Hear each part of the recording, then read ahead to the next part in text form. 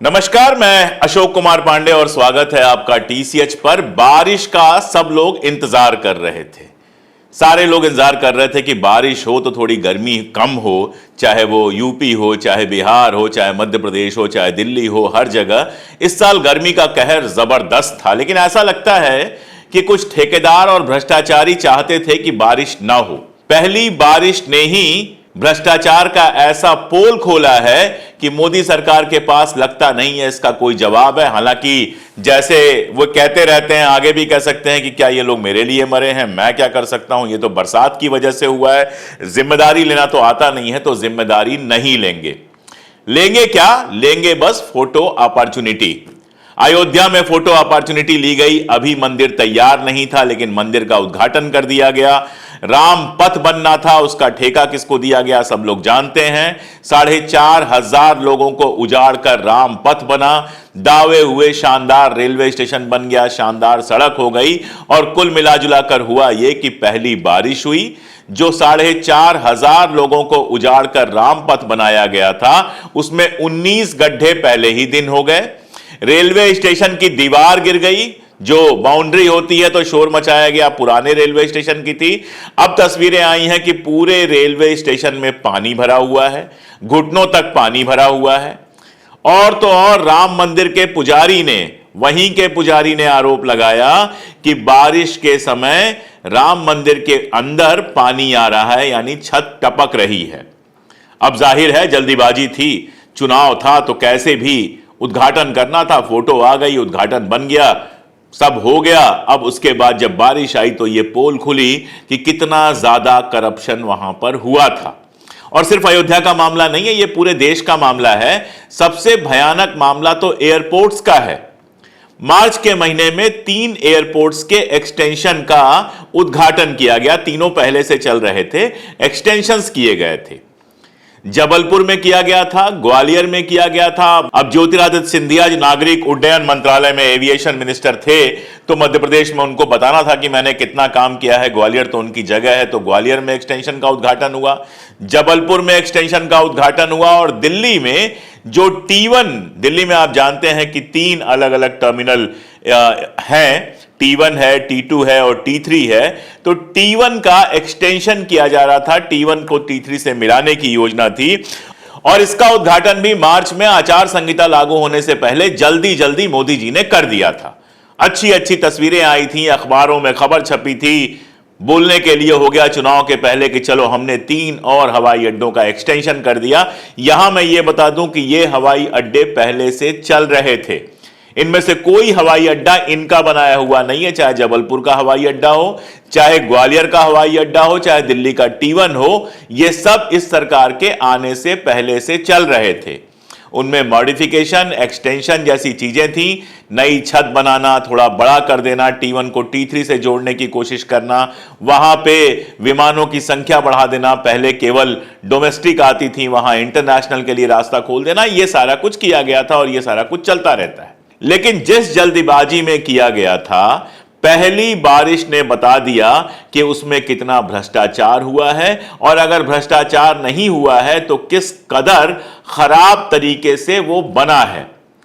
कल जबलपुर में बारिश आई और जबलपुर से साथ में खबर आई कि उसकी छत गिर गई है, जो एयरपोर्ट है उसकी छत गिर गई है। लेकिन तकदीर ये अच्छी थी कि छत जब गिरी तो नीचे जिस कार पे गिरी वो कार तो बर्बाद हुई, कार के अंदर कोई नहीं था। बताया जा रहा था कि सरकारी कार है। अब जबलपुर उतना चलता फिरता एयरपोर्ट नहीं है, छोटा एयरपोर्ट है, लेकिन दिल्ली के T1 पर तो आप 24 घंटे कभी भी जाएं, किसी भी T1, T2, T3 किसी पर 24 घंटे कभी भी जाएं तो हमेशा आपको वहां गाड़ियां आते जाते लोग दिखाई देंगे।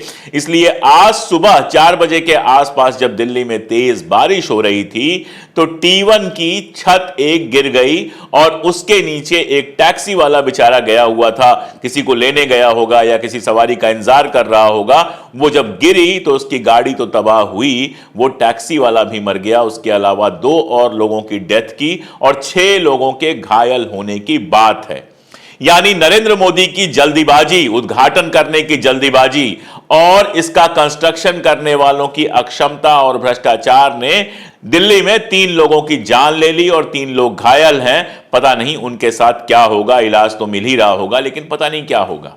और सिर्फ इतना नहीं है, आप ये दृश्य देखिए, ऐसा लग रहा है जैसे दिल्ली का T1 जो है झरना बन गया है। जगह जगह छत में छेद हो गई है और पानी नीचे आ रहा है। और मैं यही दिल्ली से बात कर रहा हूं कि ऐसी भी कोई तबाही वाली बारिश नहीं हुई थी। नॉर्मल जैसी बरसातों में बारिश होती है वैसी बारिश हुई थी।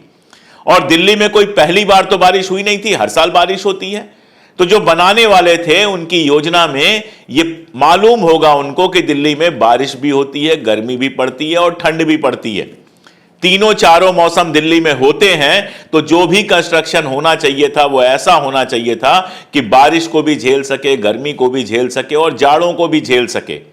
लेकिन बाकी तो छोड़ दीजिए, पहला मौसम जो आया मार्च के बाद बारिश का, और उसमें पहली जो ढंग की बारिश हुई उसमें T1 आप देख रहे हैं कि T1 बिल्कुल झरना बन गया है, छत का एक हिस्सा गिर गया है और 3 लोग अभी तक अपनी जान गंवा चुके हैं। अब इन जानों के लिए कौन जिम्मेदार है?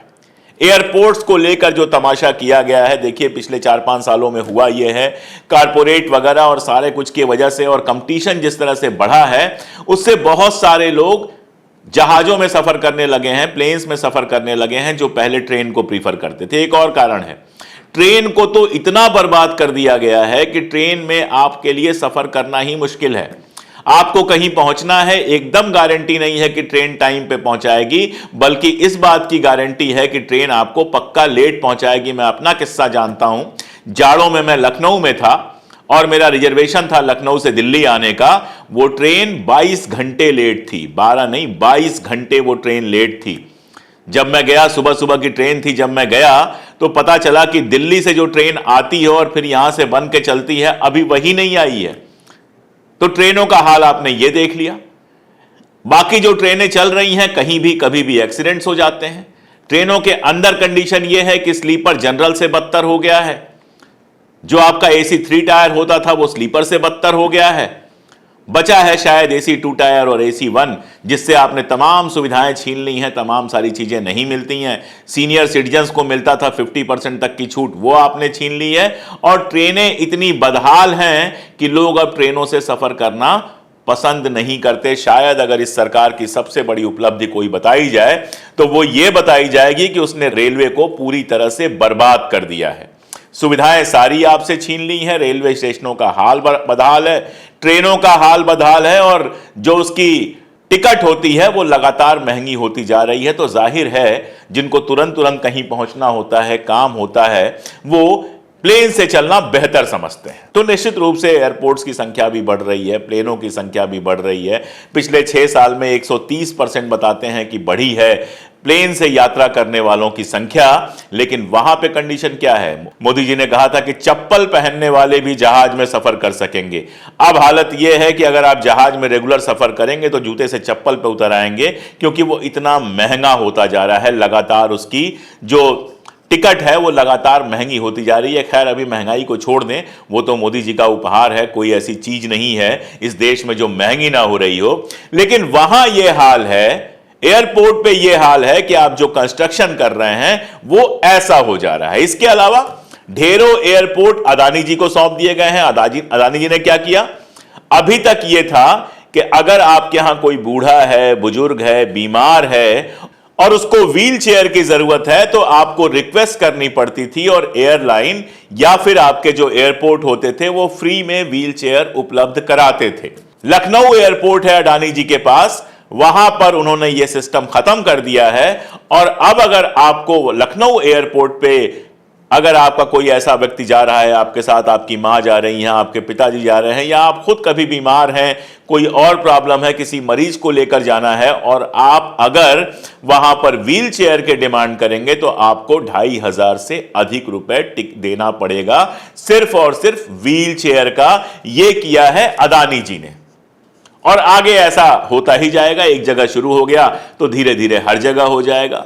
तो एक तरफ तो सारी सुविधाएं आप छीन रहे हैं, महंगी कर रहे हैं, दूसरी तरफ करप्शन और अक्षमता का यह हाल है कि एयरपोर्ट पे छत गिर रही है, कहीं से पानी बरस रहा है, कहीं नहर बन जा रही है, कहीं पानी भर जा रहा है। जिस अयोध्या को आपने मॉडल बना के पेश किया था, वहां कंडीशन यह है कि स्पाइस जेट अपनी डायरेक्ट जो फ्लाइट्स है वो लगातार बंद कर रहा है। अब अगर आपको हैदराबाद से जाना है और अयोध्या पहुंचना है तो वाया दिल्ली जाना पड़ेगा। इसके अलावा भी बहुत सारी फ्लाइट्स कैंसिल हो गई हैं, उद्घाटन हो गए। उद्घाटनों में कोई दिक्कत नहीं है। मैं आपको एक और उदाहरण देता हूं।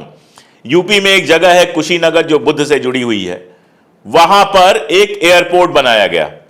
बड़े शौक से, बड़े शोर से, जोर शोर से वो एयरपोर्ट बना। एयरपोर्ट बन के तैयार हो गया। विधानसभा चुनाव के पहले आदित्यनाथ ने उसका बाकायदा उद्घाटन कर दिया। खूब शोर मचा। आज की डेट में वहां एक भी फ्लाइट नहीं चलती है।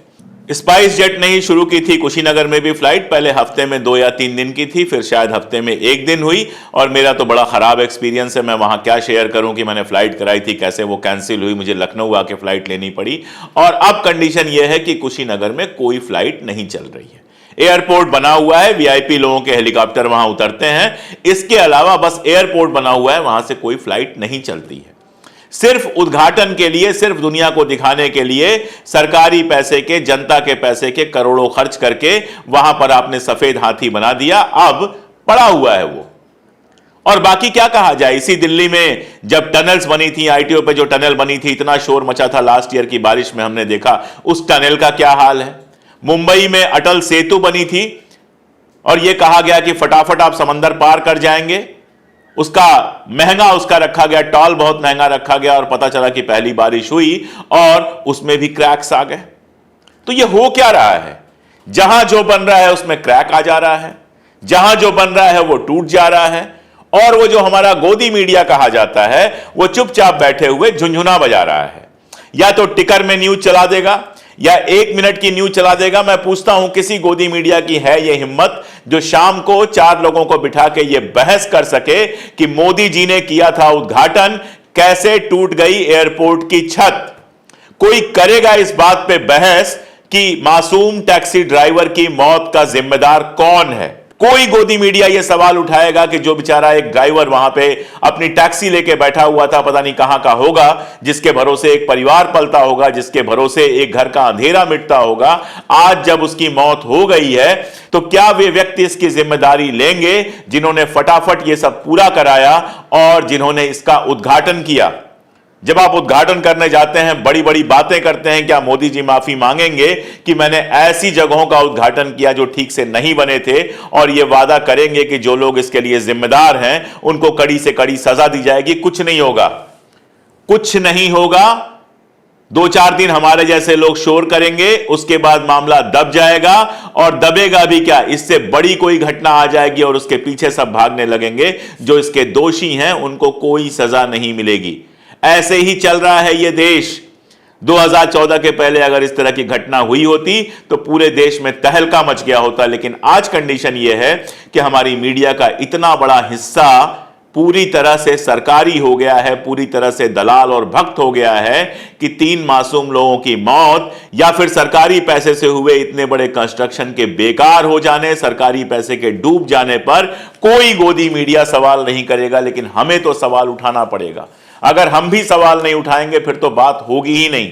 हमें तो यह पूछना पड़ेगा कि आखिर आचार संहिता के पहले इस तरह से कंस्ट्रक्शन जल्दीबाजी में पूरा करवा के उसका उद्घाटन करने का क्या मतलब है। आखिर लोगों की जान से खेलने का क्या मतलब है।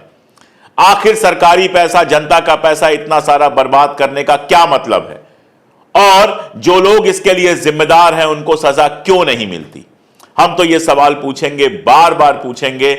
आप हमारे साथ होंगे तो हम और ज्यादा ताकत के साथ पूछेंगे। मैं बार बार अगर आपसे कहता हूं कि साथ बने रहिए, जुड़े रहिए, तो सिर्फ इसलिए कि आप भी इस देश की जनता हैं, हम भी इस देश की जनता हैं। जब हम मिलकर आवाज उठाएंगे, जब हम मिलकर बात करेंगे, जब हम मिलकर सवाल पूछेंगे तो जवाब देने पर सरकारें मजबूर होंगी ही। और जब तक आप मेरे साथ बने हुए हैं तब तक मैं कैमरे और सत्ता की आंख में आंख डालकर ऐसे ही सवाल पूछता रहूंगा। आज के लिए इतना ही। बहुत शुक्रिया।